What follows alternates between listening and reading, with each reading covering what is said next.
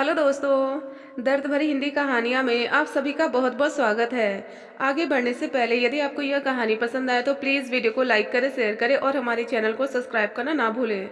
तो चलिए बिना देर किए हुए कहानी की शुरुआत करते हैं। सुमन की आंखों में नींद नहीं थी। बिस्तर पर लेटी हुई छत को एकटक निहारे जा रही थी। उसकी समझ में नहीं आ रहा था कि वह क्या करे जिससे वह अजीत के चंगुल से निकल सके। वह बुरी तरह से उसके चंगुल में फंसी हुई थी। लाचार बेबस कुछ भी नहीं कर पा रही थी। गलती उसकी ही थी जो अजीत को उसे ब्लैकमेल करने का मौका मिल गया। वह जब चाहता उसे एकांत में बुलाता और जाने क्या क्या करने की मांग करता।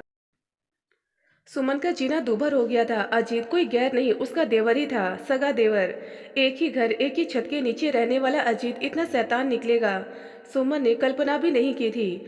वह लगातार उसे ब्लैकमेल किए जा रहा था और वह कुछ भी नहीं कर पा रही थी। बात ज़्यादा पुरानी नहीं थी। 2 माह पहले सुमन अपने पति सोहन के साथ अमेरिका ट्रिप पर गई थी।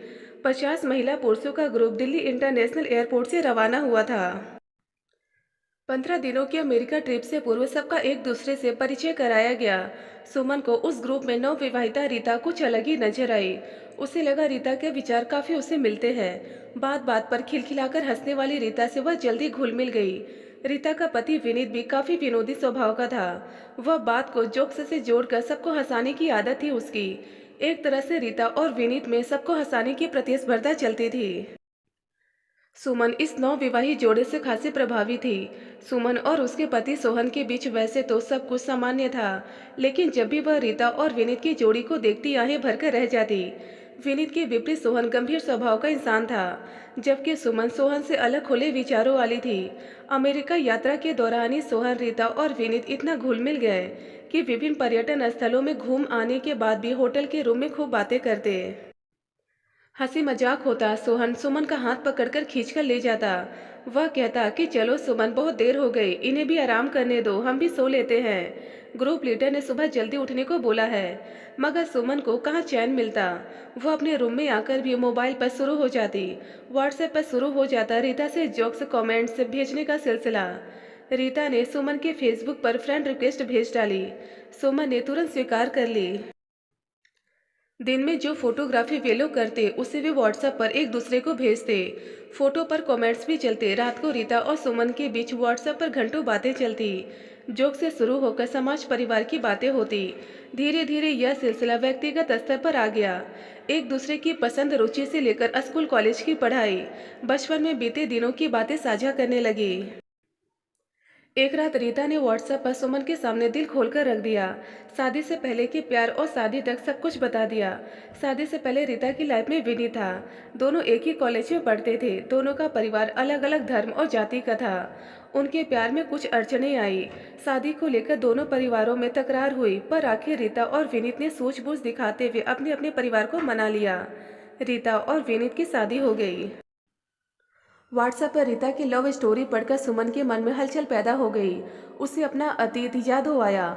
उस रात उसका मन किया वह भी रीता को वह सब कुछ बता दे जो उसका अतीत है, लेकिन वह हिम्मत नहीं कर पाई कि पता नहीं रीता क्या सोचेगी। वह उसके बारे में न जाने क्या धारणा बना ले। अजीब सी हलचल मन में लिए सुमन सो गई। अगली रात सुमन अपने आप को रोक नहीं पाई।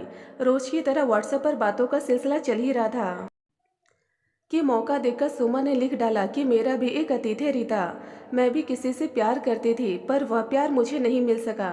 रीता ने आश्चर्य वाला स्माइली भेजा और लिखा कि बताओ कौन था वह, क्या लव स्टोरी है तुम्हारी। फिर सुमन ने रीता को अपनी लव स्टोरी बताने का सिलसिला शुरू कर दिया। वह मेरे कॉलेज में ही था, उसका नाम जय था। हम दोनों एक दूसरे से बहुत प्यार करते थे। हर 1-2 घंटे में मोबाइल पर हमारी बातें नहीं होती तो लगता बहुत कुछ अधूरा है लाइफ में। दोनों में खूब बातें होती और तकरार भी। दुनिया से बेखबर हम अपने प्यार की दुनिया में खोए रहते। हमारा प्यार सारी हदें पार कर गया। विश्वास था कि घर वाले हमारी शादी को राजी हो जाएंगे। इसी विश्वास को लेकर मैंने खुद को संजय को सौंप दिया। सुमन ने रीता को व्हाट्सएप पर आगे लिखा, उस दिन पापा ने मुझसे कहा कि बेटी तुम्हारी पढ़ाई पूरी हो चुकी है। हम चाहते हैं कि अब अच्छा सा लड़का देखकर तुम्हारी शादी कर दे। मैं एक का एक पापा से कुछ नहीं बोल पाई। बस इतना ही कहा कि पापा मुझे नहीं करनी शादी। अभी मेरी उम्र ही क्या हुई है। इस पर पापा ने कहा कि उम्र और क्या होगी, 25 साल की तो हो चुकी हो। जब मैंने कहा कि नहीं पापा, मुझे नहीं करनी शादी, तो वे हंस पड़े। बोले सच में अभी बच्ची हो। मैंने पापा की बात को गंभीरता से नहीं लिया, पर वे मेरी शादी को लेकर गंभीर थे। एक दिन पापा ने मुझे बताया कि एक अच्छे परिवार का लड़का है तेरे लायक, किसी बड़ी कंपनी में सॉफ्टवेयर इंजीनियर है, 25 लाख का पैकेज है, वे अगले हफ्ते तुझे देखने आ रहे हैं। पापा की बात सुनकर मैं अवाक रह गई। मुझसे रहा नहीं गया। मैंने हिम्मत जुटाकर पापा से कहा कि पापा मैं एक लड़के से प्यार करती हूँ, आप उनसे बात कर लीजिए। पापा मेरी तरफ देखते रह गए। उन्हें विश्वास ही नहीं हुआ कि उनकी नज़र में मैं सीधी सादी नजर आने वाली लड़की किस हद तक आगे बढ़ चुकी हूँ। पापा ने पूछा कि कौन है वह लड़का। मैंने जय का नाम पता बताया तो पापा का गुस्सा बढ़ गया कि कभी उस परिवार में अपनी बेटी का रिश्ता नहीं करूंगा। मैं अंदर तक हिल गई। मुझे लगा मेरे सपने रेत से बने महल की तरह धराशायी हो जाएंगे। मैंने तो जय को सब कुछ सौंप दिया था। धरती हिलती हुई नजर आई उस दिन मुझे। पापा और सब घर वालों ने 2-4 दिन में ऐसा माहौल बनाया कि मेरी और जय की शादी नहीं हो पाई। अगले हफ्ते ही सोहन और उसके घर वाले मुझे देखने आ गए। मुझे पसंद कर लिया गया। रिश्ता पक्का हो गया। पापा ने सख्त हिदायत दी कि जय का जिक्र भूल कर भी न करूं। इस तरह मेरी शादी सोहन से हो गई। मैं अतीत भूलकर अपना घर बसाने में लग गई।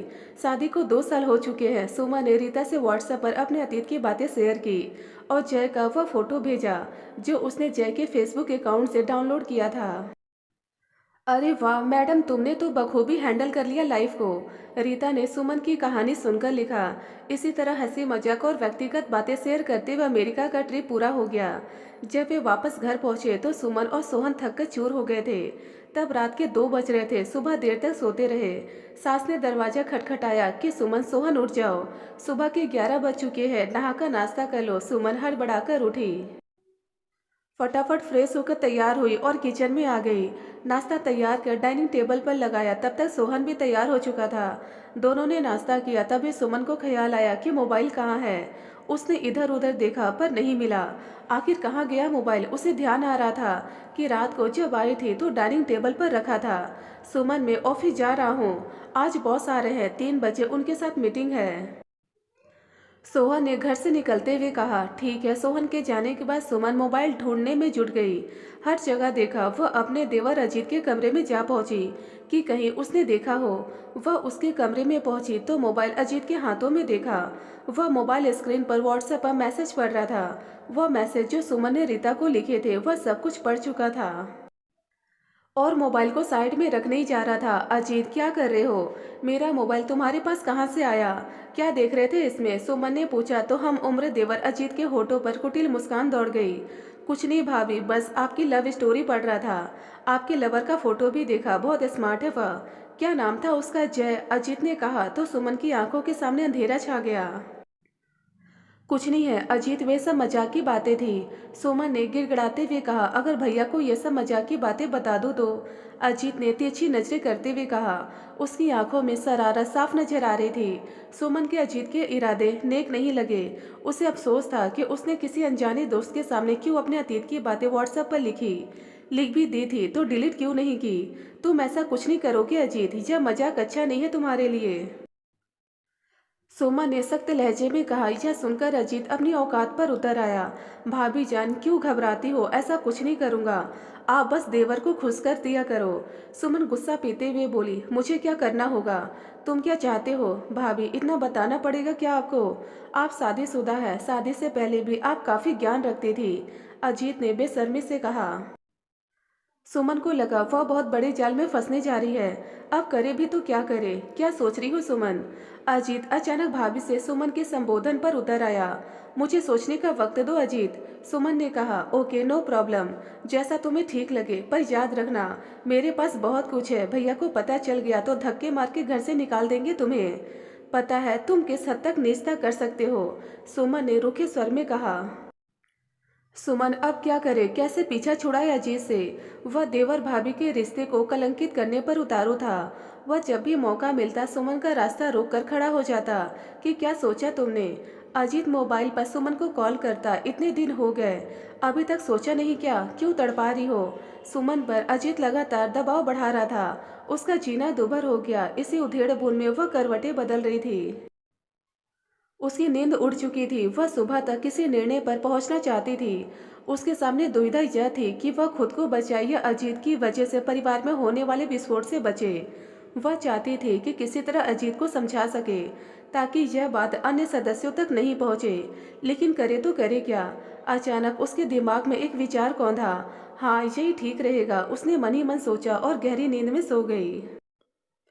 अगले दिन सुमन घर का कामकाज निपटाया और अपनी सास से बोली, मम्मी जी मुझे मार्केट जाना है, कुछ घर का सामान लाने, घंटे भर में वापस आ जाऊंगी। फिर सुमन जब घर लौटी तो उसके चेहरे पर चिंता की लकीरों के बजाय चमक थी। उसने पढ़ा था कि राक्षस को मारने के लिए मायावी होना ही पड़ता है। वह अजीत को भी उसके हथियार से ही मारेगी, उसका सामना करेगी। मार्केट से वह अपने मोबाइल में वॉइस रिकॉर्डिंग सॉफ्टवेयर डलवा लाई। कुछ देर बाद ही अजीत ने घर से बाहर जाकर सुमन के मोबाइल पर कॉल की। सुमन पूरी तरह तैयार थी। हेलो सुमन, क्या सोचा है तुमने? अजीत ने पूछा। मुझे क्या करना होगा? सुमन ने पूछा। कुछ नहीं, बस वही सब। तुम्हें बताना पड़ेगा क्या? हाँ, बताना पड़ेगा। मुझे क्या पता तुम क्या चाहते हो? तुम मेरे साथ, और फिर सब कुछ बताता चला गया अजीत। कब, कहाँ, क्या करना होगा, और अगर मैं मना कर दूं तो क्या करोगे? सुमन ने पूछा। कुछ नहीं, तुम्हारी लव स्टोरी सबको बता दूंगा। सुमन गुस्से से चिल्ला पड़ी। जाओ, सबको बताओ, परंतु एक बात याद रखना, जो तुम मुझे ब्लैकमेल कर रहे हो ना, मैं इसकी शिकायत पुलिस में करूंगी। ऐसी हालत कर दूंगी कि कई जन्मों तक याद रखोगे। कैसे करोगी? क्या प्रूफ है तुम्हारे पास? अजीत ने कहा। घर आकर देख लेना। यूं कायरों की तरह घर से बाहर जाकर क्या बात कर रहे हो? सुमन का गुस्सा बढ़ता ही जा रहा था। शाम को अजीत घर आया। सुमन ने मौका मिलते धीमे से कहा, प्रूफ दूं या वैसे ही मान जाओगे? तुमने जो भी बातें की है वह सब मोबाइल में रिकॉर्ड है, और इसकी सीडी अपने लॉकर में रख ली है। अजीत को विश्वास नहीं हो रहा था कि सुमन इस कदर पलटवार करेगी। वह चुपचाप अपने कमरे में खिसक गया। सुमन आज अपनी जीत पर प्रसन्न थी। व्हाट्सएप के जरिए जो मुसीबत उस पर आई थी वह उससे छुटकारा पा चुकी थी। दोस्तों, आपको यह कहानी पसंद आई तो प्लीज़ हमें कमेंट बॉक्स में कमेंट कर अपने विचार जरूर बताएं। ढेरों पारिवारिक और शिक्षाप्रद कहानियाँ सुनने और पढ़ने के लिए हमारे चैनल दर्द भरी हिंदी कहानियाँ को जरूर सब्सक्राइब करें। धन्यवाद दोस्तों।